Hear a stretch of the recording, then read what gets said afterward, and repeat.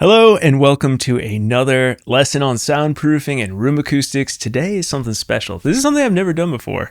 This is going to be a podcast style interview with someone in our community, someone I didn't actually work with as a client. We actually had like a little call back about a year ago, but we decided not to work together because he was already actually building his studio. And I usually work with people that are, still planning out how to build their studio. But we reconnected recently, and I interviewed with Dan Ferguson here. He's the owner of Riff Haven Audio, which is a professional recording studio based in the Long Island area in the New York City region. And there's a lot to learn in this episode here. So it's going to be awesome. Definitely tune in. You're going to learn all about how he built this off the backside of his house.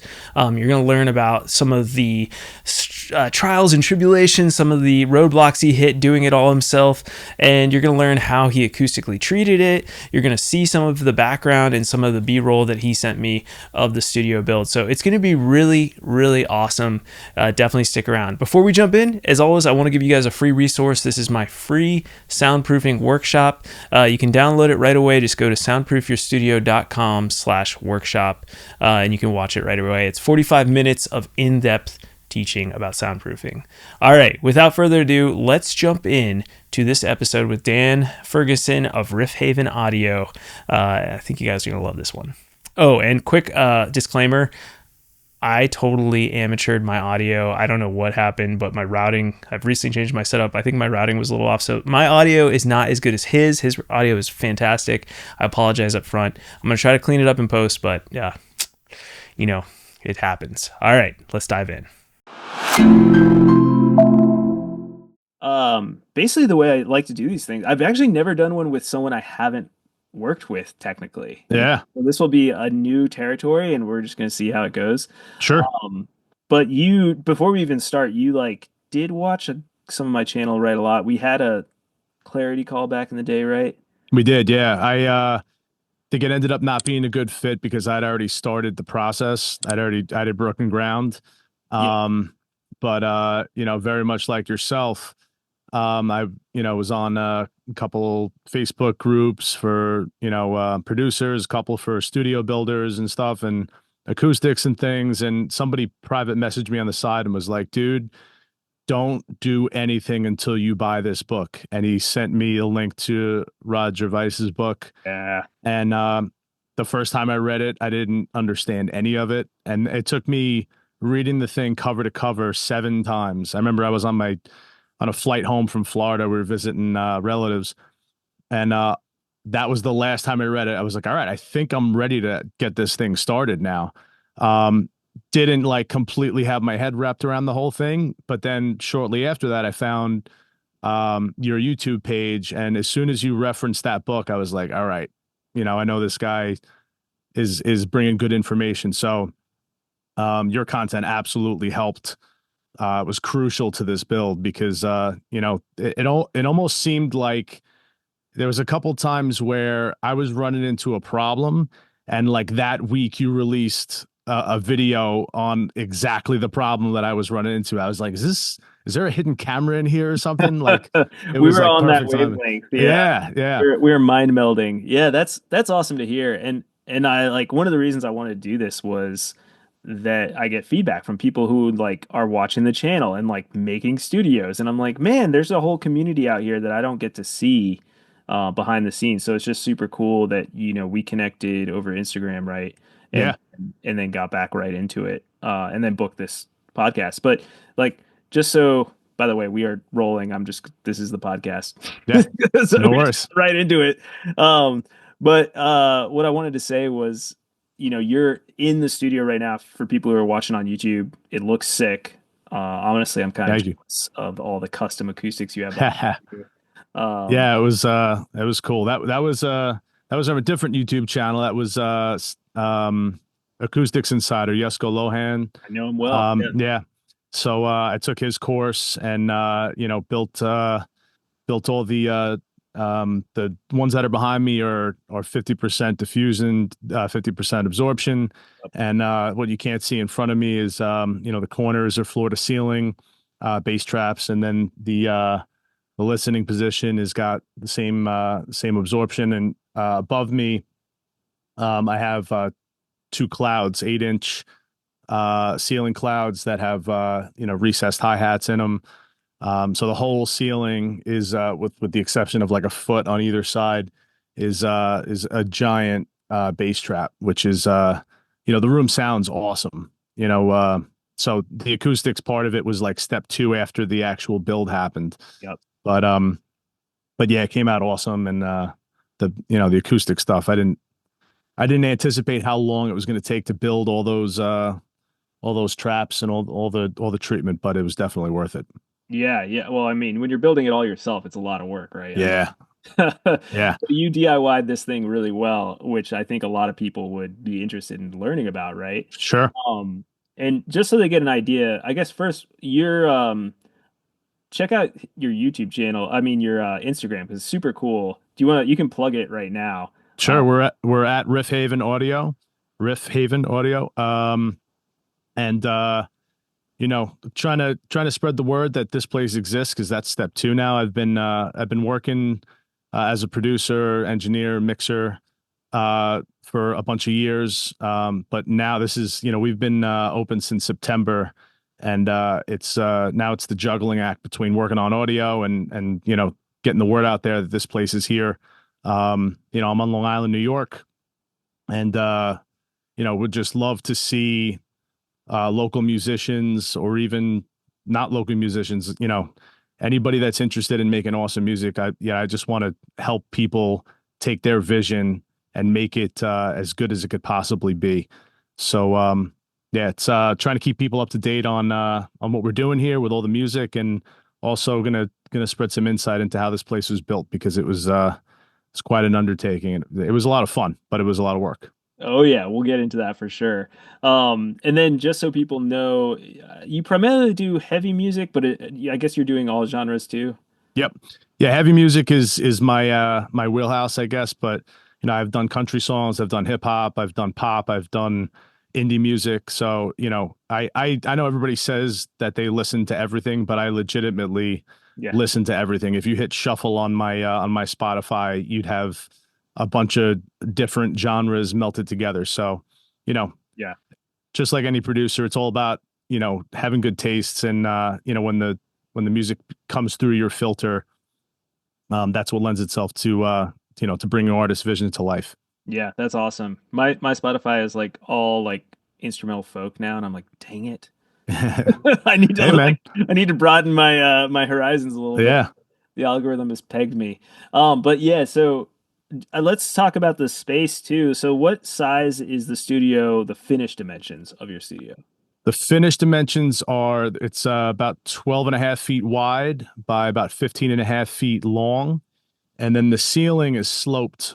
So I converted our outdoor patio, and that's where we built the room. So the ceiling is sloped from about 7.5 feet in the front to about 13 and a half feet in the back. Oh, sick. Yeah, that's So all. yeah, a lot of height in the back, which is cool. It's kind of perfect for what I need to do. It's great recording vocals in here, recording guitars in here, and can fit a drum kit in here too. I actually have my first live drum tracking session in here in a week or so. So Sweet. I'm interested to see what kind of sounds we get in this room. Yeah, I'm sure it'll be great. Especially, yeah, with all the acoustic treatment you went in there. Let's talk about well, we'll get to the acoustics again because I kind of want to circle back to like the bass hunter technique and kind Yeah, of and I love Yesco and Music City Acoustics. I'm in their camp of like we don't need all these fancy bass traps like with Helmholtz resonators, diaphragmatic traps. Like keep it simple, keep it absorption. Just know how to do it. So we'll talk about that in a second. But going to the soundproofing side, so you built this thing from scratch, right? You just had like was it a concrete patio on the it's floor? actually it was a deck. Okay. So to go backwards, I did get it is completely soundproof. It's airtight. It's and it's weird because one of my friends, when I was explaining it to her, she was like, "So wait a minute, you don't know whether or not it's going to be soundproof until it's done?" I was like, "Yeah, it's scary, right?" But on the last day of sheetrock, I was loading all the scraps. I was taking them out of the room and putting them in the house in like a separate room, and had music playing real loud in the room in the studio, and noticed that I was on the opposite side of an adjacent wall, and I was like, oh my God, I can't hear anything. And I went back, I was like, did the music turn off? And I came back and it was still playing. So I was like, all right, we did it. But but yeah, we built on top of a wooden deck, which is not ideal. So I think I misread Rod's book a little bit because, I'm sure as you were when you first started, I was, and as soon as I knew that he was, you know, the author, I hit him up, and he was, super gracious and super kind, answering a ton of questions for me. And he told me that when he said building on top of a deck, you should fill it with sand. So I was like, all right, cool. So I ripped up all the boards of the wooden deck that was here, and I filled them with sand so that, it wouldn't transfer the sound through and out the bottom. But he was more talking about like a deck, as in like a elevated deck that didn't have ground and earth underneath it. So he was like, you got to be careful. There might be moisture. But I actually, after I filled it with sand, I laid down a sheet of plastic before we covered it up with plywood and stuff. So we've had a ton of rain here, and there hasn't been any kind of moisture issues. So knock on wood there. But yeah, we built on top of a deck, and you want me to get into the wall construction? Yeah, I mean, I just think that's great to know because a lot of people, I mean, you might know on my channel, I'm like, don't do a wood deck, don't do it, like do Yeah. concrete slab. But it's so great to hear, because I've recommended this to people too in your situation that had like a shed, like a wood Yep. deck. It's like raised on the concrete blocks. I'm like, okay, yeah, you can fill it with sand down there. You got to make sure it's airtight around the bottom, but that'll bring mass. Um, so I'm glad that it worked. I learned that from Rod, but also just, it's kind of known that sand is super, super, super massive Yeah. and has some good properties for damping sound as well. So yeah, that I just wanted to mention that. But yeah, go into the wall structure now too, so people get an idea of that. Yeah. So we did the double wall with about an inch and a half around between the two sets of studs. The front, so both of these walls on the sides of me and the rear wall are all double walled. And we use the wick clips from I forget the name of the company, but essentially just to keep the wall sturdy, you essentially attach something that looks like this, and where my fingers are covered in neoprene, Yep. and so there's no sound transfer from one stud to the other, because that was the one thing that so I built the studio with my dad, my father-in-law, and my wife, the four of us, and my brothers helped. But the four of us were in here most days of the week for 6 months. And, when he was like, you got to do something to brace these walls because, they're not attached to the ceiling, which I'll get to in a second. But, so, I came across those wick clips, and, it's like rule number one in the book is like, there should be nothing attaching one sets of studs to the other. So I double checked that with Rod, and he was like, no, those clips are legit. They're good. So, that's how we did the walls and the ceiling. The ceiling is, well, the wall behind me is similar. The thing is the roof is being held up by 4x4s. So there were three on this front wall here, and this side wall, same thing. There were three there. And if I wanted to do the double wall, essentially we'd have to build two sets of studs on either side of those 4x4s. And this is, not a huge room already. So I had the idea of, instead of doing that, doing hat channel with clips, and attaching those to the 4x4s and making that the wall. So, decoupling them from the wood structure, and then just building a separate wall behind it. So that's what we did there. And the ceiling we did, to maintain the height. Instead of building a second lower ceiling, I did clips with hat channel on the ceiling as well. Yeah. The only issue with that, that we had to do is I knew that the roof was not going to equal the mass of the ceiling. So the two, we did 2 layers of 5-inch drywall on everything. But obviously the roof sheathing is nowhere near that. So again, a suggestion from Rod was to take the gaps between the rafters and just cut 16-inch wide strips of sheetrock and kind of get them up there. This way you're just adding mass to the underside of the roof. And it seemed to work. So that's how we got, and way more acoustic caulk than I anticipated buying. But every single tiny little hole or anything that we did, I filled with acoustic caulk. When we did the 2 layers of drywall, before we put the second layer up, I caulked all the seams. That might have been overkill, but I didn't want to leave anything to chance. So Yeah.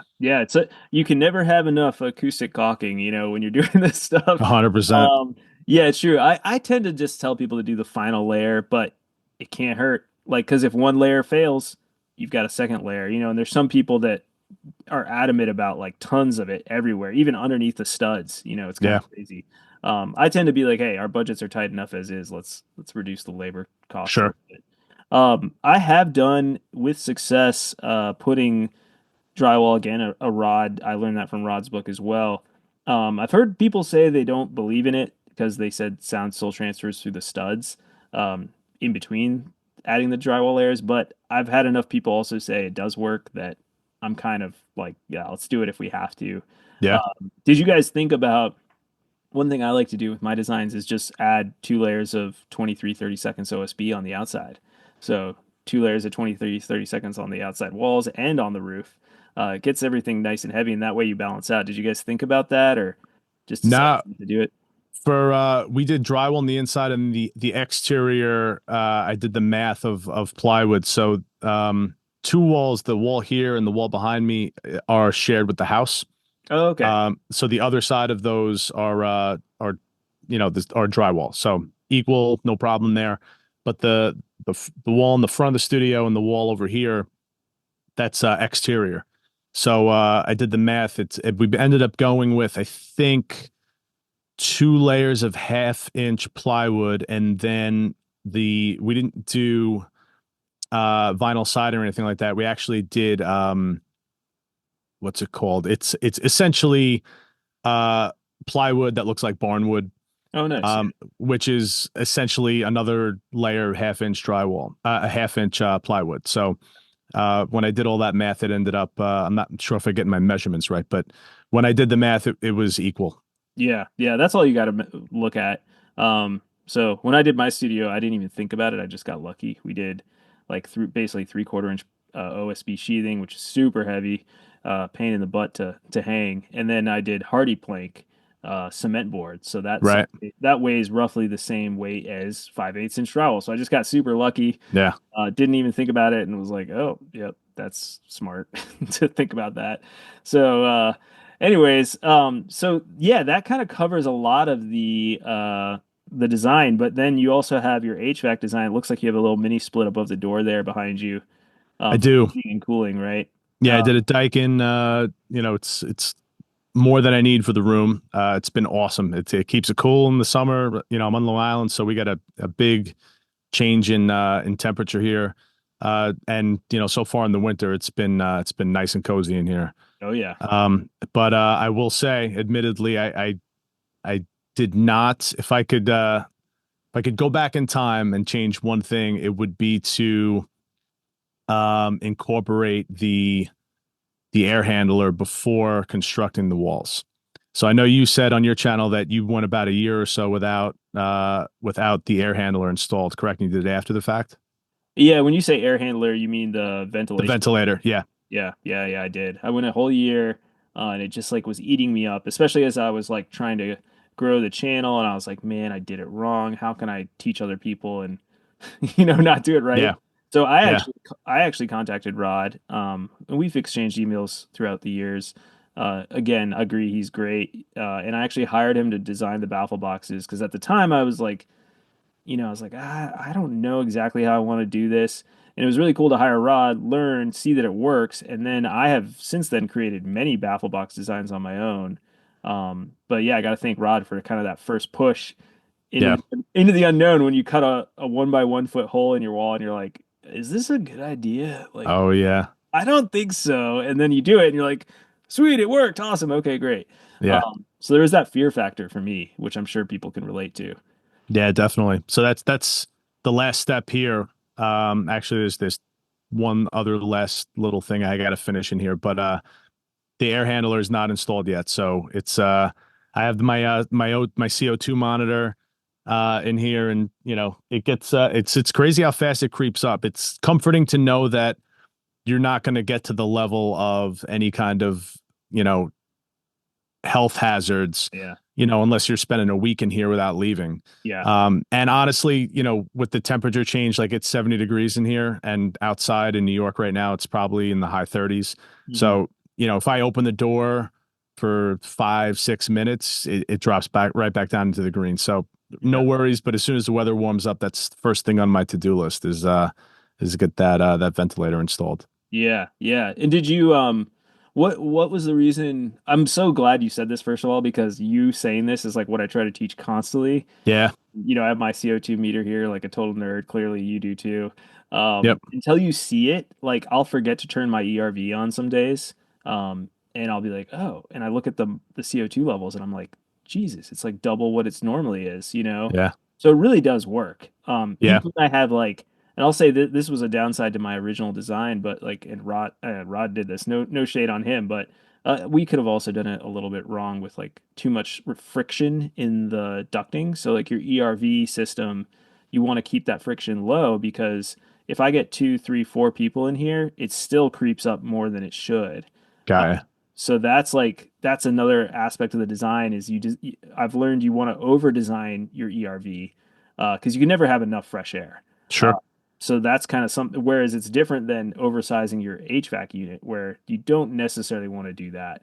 Um, so, anyways, I just wanted to mention that because it is crazy how it changes. Like you're breathing out fills up the room with CO2 and it doesn't Yeah. go anywhere, which means you did a great job. Yeah, It's a good it is a good thing. Yeah, Yeah. I think the reason I didn't do it ahead of time is because I was so obsessed with making sure that we were doing all the steps because this was a DIY. So it was essentially I'm handy, but I'm handy enough to kind of take orders from I worked construction a lot of years when I was younger, but I never designed a room myself.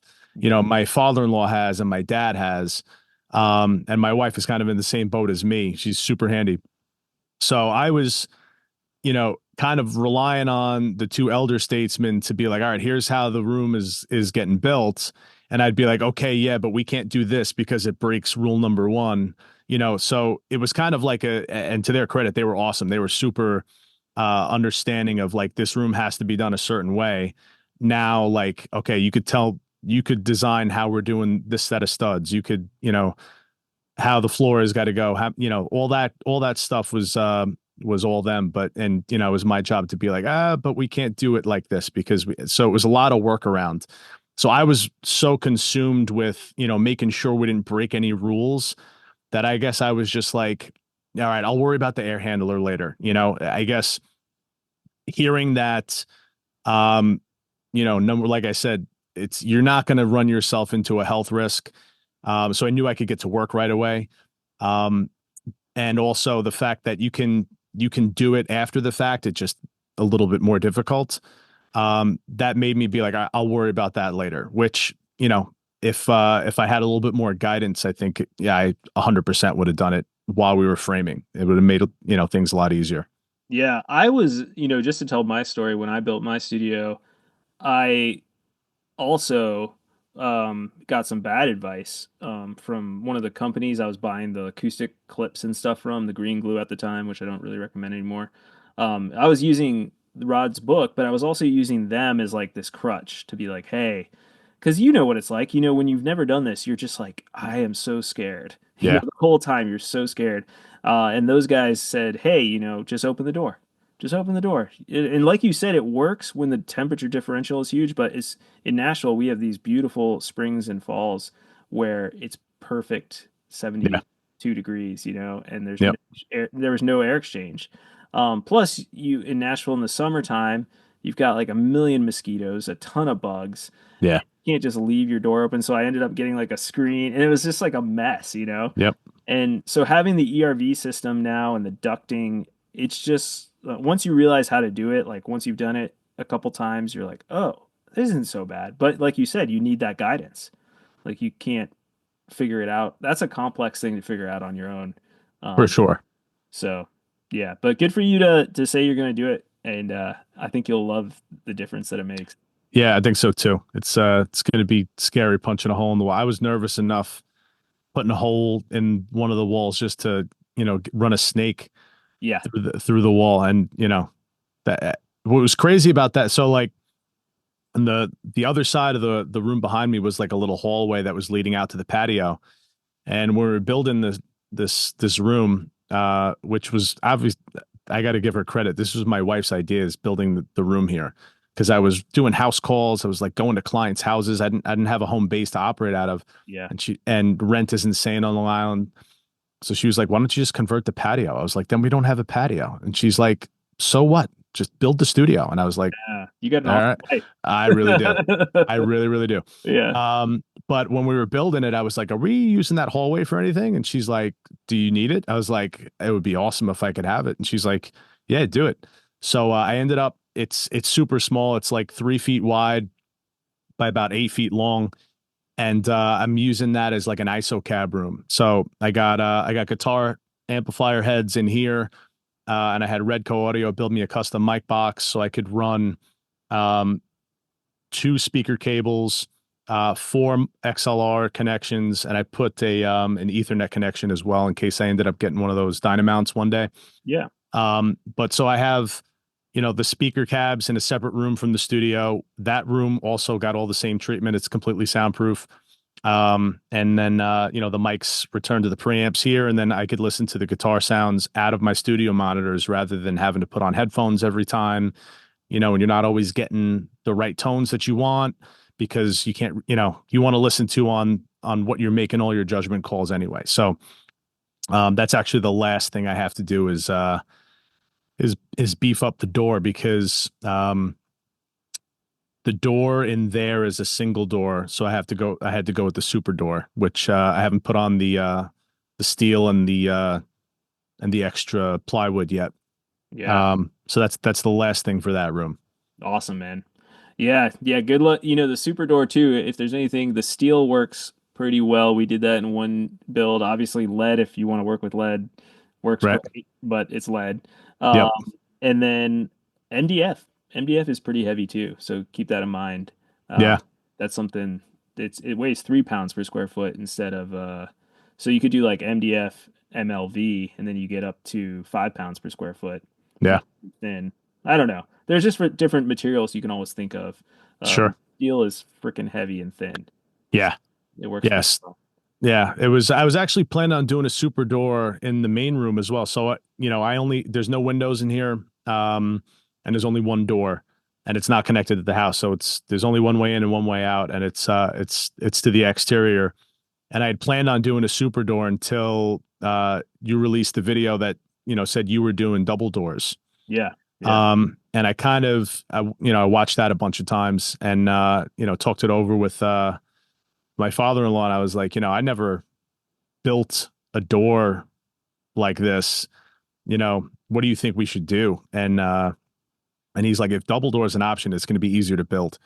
So that's what we ended up going with. We did the double door, and they weren't pre-hung or anything. We had to do all that ourselves. But it came out great. Yeah, that's awesome. And did you do just the solid wood slab?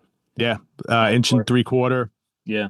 solid core door, two of them, and as soon as you shut that, it's crazy. Every time a new client or new artist comes to the studio, I have music playing in here, and I go out to greet them, and you know, everybody says the same thing. They walk in and they were like, "Jesus, I didn't even know there was music on. You can't hear it." I was like, "Yeah, I know." Yeah. Yeah. But Yeah, pretty cool trick. Yeah, you should do when you guys do a drum session, you that's like the ultimate test. So you yeah, go outside, have them play drums and be like, how well does that work? But it's good to hear, I'm always like trying to beef up my doors a lot. It's good to hear that just the solid core doors in that design works. There's like tricks where you can put like insulation inside the doors, and right. that helps supposedly with some of the isolation, maybe give you like another STC point or two or something.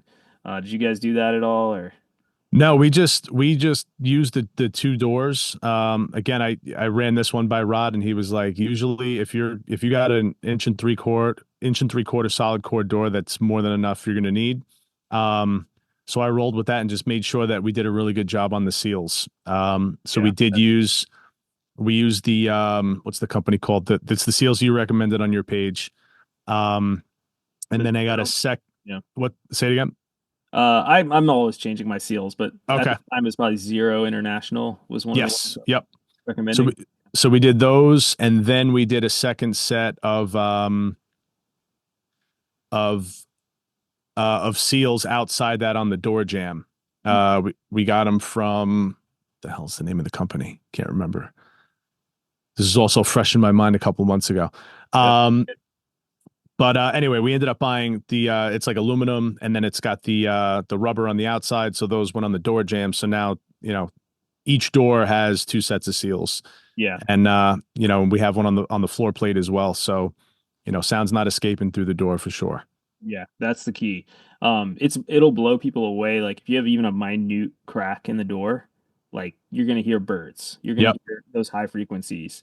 Ironically, you won't hear the low frequencies as much, but it's gonna annoy the crap out of you. I know my door like shifted one time, and I literally could hear like a bird quack for a second. I was like, no, it Yeah. can't be, and then I Yeah. fixed my seals and it went away. And it's just like I liked Rod's design in his book, but I don't know if you found this, but I found it. You might have taken my advice and not his, but like a lot of the seals he recommended and the way he built the door, it just didn't work. They were too rigid. It kind of like the door shifted over time. Those super heavy doors, they like have a life of their own. So we needed Right. more hinges. I just didn't do it right the first time. And so that cost me so much time and effort over the year. Like the 2 or 3 or 4 years later, I was like still tweaking that door. Luckily, Yeah. right now it's finally like in a good spot. But yeah, those perimeter seals that you have, I recommend they're like national. They're called like NGP, I think is what the ones I recommend now. Honestly, the ones at the ISO store I like now too because they're super cheap. Uh, Okay. and that's not even technically like a metal and a rubber seal. It's just like these kind of seals that the door just brushes up against. Um, so it's always evolving. Sure. Always trying to get it cheaper and easier is the Yeah. goal, and still work. Yeah, man. So any other things on the soundproofing side that you wanted to talk about? Um, I think that's pretty much it. Soundproofing wise, it's. I will say one thing I never really thought about is I was always concerned about sound escaping. Number one, you don't want to annoy your neighbors, but also like I want to be able to work late if I have to, and not wake up everybody in the house. Yeah, And someone like early in the process was like, you also got to worry about sound coming in. yeah, And I was like, geez, I never thought about that. Like if you're recording a vocalist in here and you got compression on the mic and you're gonna hear anything that's not in this room if it's leaking through the walls. So you know, soundproofing is doing it right is super important. It's obviously very scary, but if you do your due diligence and do your research and you can get it done. yeah. It's true. There's no doubt about that. I mean, you're a perfect example. But also maybe tell people sort of the realities of like how difficult it is to DIY. Oh, super difficult. If I could do it all over again, having someone to walk me through this process would have been, number one, great for peace of mind because, like I said, you don't know until you did it, until you got it done, until it's done. And you touched on luck before. I think we got lucky a bunch of times. I could just remember like, you're doing something and you've read it and you've looked at a couple different videos on the internet and you think you're doing it the right way, but you don't really know until you're done with it. But if you have someone that is a pro that is like, all right, here is how it's done. You got to do X, you got to do Y, you got to do Z. Then you have peace of mind, and you know that it's going to be done the right way. Yeah. So I think it's there's lots of stuff on the internet that's not good information and not good advice, and you don't know what you don't know. Yeah. So if you hire someone that knows what's up, you could relax and just build your room. Yeah. Yeah. This is a self promotion right here. This is where I pitch my service. Insert now. No, but it's true. I mean, the luck thing, I never really thought about it, but you're right. Like we both probably got lucky. Like I got Yeah. lucky for sure with the outside, but then there's probably other things. Like I got lucky in that I found a great contractor Yeah. who is so detailed and so focused and so good at what he did. So I just was there like, you and I both built it. So we were on site every day. Our stories are so similar, which I love. Is like we both obsessed over the Roger Weiss book, read it the first time, had no idea what the heck was going on. Yeah. I still read that book and I'm like, let me read that paragraph again. Because Yeah. it's just so like intellectually engineer minded, Yeah. It takes like a lot of and it just takes time to understand these concepts. So it's hard in that sense. And then one other story I wanted to say that's like I remember, so I had at the time I had thought about room ratios a little bit, but I didn't really know much about it at the time. And Rod touched on it some, but not a lot. And I found some random like website again talking about random websites on the internet called I think it was PS Audio, and they had like some room ratio that they used, and I liked the dimensions, so I kind of just did it. But then when they poured the foundation, the guy came and I didn't have a plan at that point. Like they're pouring concrete in my backyard. And I didn't even have a plan. And I drew something on paper. I was like, this is like a rectangle. I kind of want this. And I did it really quickly. And once they poured the concrete and then like halfway through the framing, I did the measurements and I was like, shit, I didn't account for the double wall on like two of the walls. Yeah.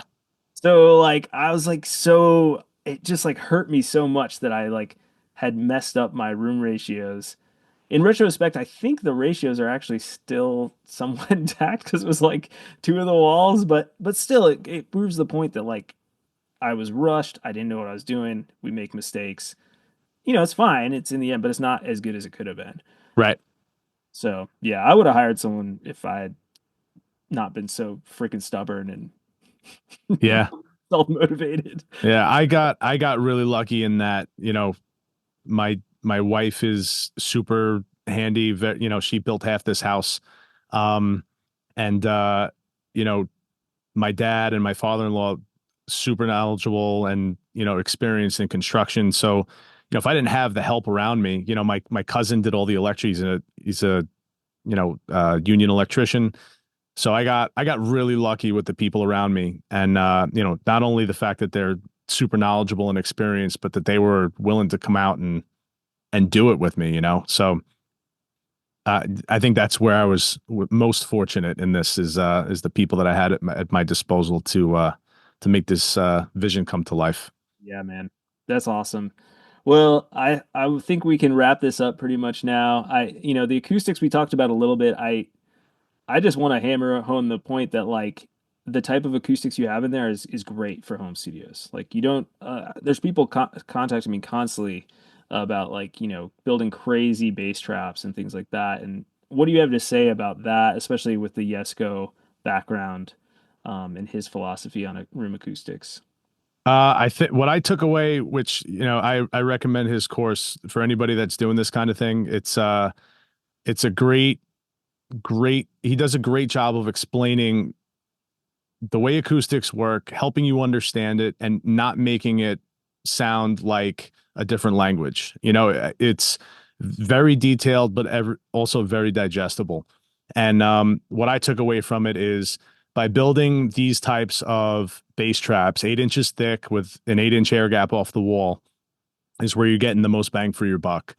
And if you're building them in a small room, which technically most home studio owners are going to have small rooms, by standards compared to, other rooms, you're going to eliminate 80% of your problems, if not more than that, by getting as much treatment around the room as possible. So, that's what I did. Floor to ceiling in every single corner. You know, I took a video of the room before I started building, and I told him what my plan was, and he tweaked a couple things. I didn't want to put any treatment on the front wall because my speakers are going to be really close to the front wall. So he said the back wall should be completely covered in treatment. So it's essentially floor to ceiling, and he recommended the diffuser front. So essentially it's half of the treatment is absorption, and then there's acoustic wooden slats. So half of the sound that's hitting them is getting scattered around the room, which is going to keep some life in the room. And the other half is getting absorbed by the treatment that's behind the wood. So, that's what's in the corners, floor to ceiling. And that's what that big monstrosity is behind me.